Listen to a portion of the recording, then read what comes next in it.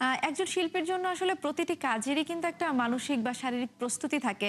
একটু জানতে চাই যে পদ্ম হয়ে ওঠার জন্য কোনো ধরনের প্রস্তুতির গল্প আসলে আমাদের জানাবেন কিনা?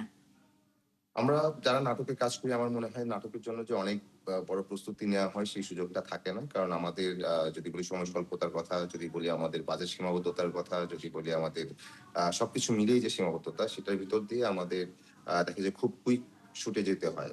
তো প্রস্তুতি যেটা থাকে সেটা হচ্ছে স্ক্রিপ্টটা ঠিকঠাক পড়া এবং সেখানে বক্তব্য কি সেটাকে একটু বিশ্লেষণ করা, সেটাকে মাথায় নেয়া এবং এই চরিত্রটার চলন কেমন হতে পারে একটা বেসিক চিন্তা করা। বাট স্ক্রিপ্টটা যদি অনেক আগে আসে তাহলে এই ভাবনাটা মাথায় চলতে থাকে।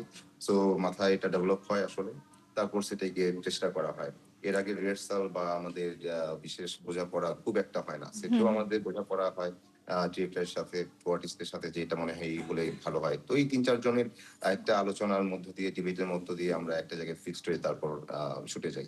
তো এই গল্পটার ক্ষেত্রে আমার যেটা হচ্ছে যে আমি অনেকটা মনে হয় যখন স্টুডেন্ট ছিলাম, এরকমই ছিলাম পদ্মের মতো সোজা সাপটা ঘুরতাম ফিরতাম এবং কোন সমস্যা দেখলে মনে হতো যে এটা যদি আমি সলভ করতে পারতাম বা যদি আমি তার পাশে থাকতে পারতাম বা এই হুম, হুম, সমস্যাটাই হুম। উনি করলেন, সেই ব্যাপারটা আমাকে খুব বেশি আসলে নক করতো যে আমি উনার সমস্যাটা সমাধান হলো কিনা।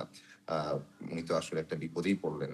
তো এটাকে কিভাবে সলভ করা যায়? এই ধরনের চিন্তাভাবনা চলতো। সো আমি এমন অনেকটা রিলেট করতে পারি আরকি নিজের সাথে পদ্মকে। খায়রুল বাশার আপনার সঙ্গে কিন্তু সাদিয়া বিনতে নোমানের যেই রসায়ন সেটা কিন্তু দর্শক ভীষণভাবে পছন্দ করছে। একটু আপনার কাছে জানতে চাই যে আপনাদের অভিজ্ঞতাটা আসলে কেমন কাজের? সাদ্দাম কিন্তু নোমানের যেই যদি বলি যে ১ম যে বৈশিষ্ট্য সেটা হচ্ছে সে খুবই কুইক লার্নার। সে খুব দ্রুত ব্যাপারটা বুঝতে পারে। আরেকটা হচ্ছে যে তার বোধের জায়গা। একটা গল্প পড়ার পর সে এটার একটা স্মার্ট থিংকিং তার থাকে যে হ্যাঁ, চরিত্রটা এমন এবং গল্পটা এই কথা বলছে। সো আমি এই গল্পটার জন্য আসলে আমার চেষ্টাটা এমন হওয়া উচিত। তো এই ব্যাপারটা তার আছে আরকি। তো সে তো নতুন। সে নতুন হিসেবেও বেশ ভালোই আ আ প্রশংসা পাচ্ছে। আমি আ আশা রাখি সে অনেক ভালো করবে এবং খুবই যদি আসলে সে অভিনয়টায় আ মন দিয়ে থাকে, আমার মনে হয় যে সে খুবই ভালো করবে এটা অচিরেই। খায়রুল বাশা আপনার সঙ্গে এই বিষয়ে আরো অন্য সময় হয়তো আলাপ করব। কিন্তু এখন একটা বিষয় জানতে চাই যে নাটকটি এখনো দর্শক দেখতে পায়নি। দর্শকদের আগ্রহ বাড়ানোর জন্য আসলে দর্শকদের উদ্দেশ্যে কি বলবেন? যারা ইরার পদ্ম দেখেছিলেন তাদের জন্য তো মাস্ট ওয়াচ এটা 'ইরার পদ্ম 2'।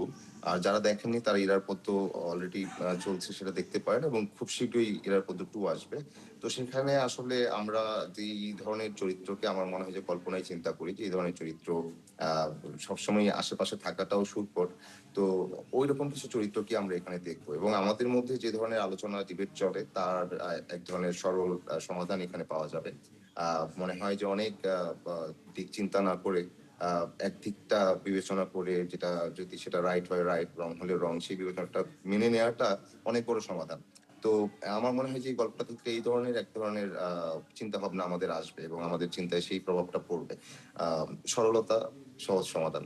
তো এরকম আরকি। তো আশা রাখি আপনারা এটা দেখবেন, কেউ মিস করবেন।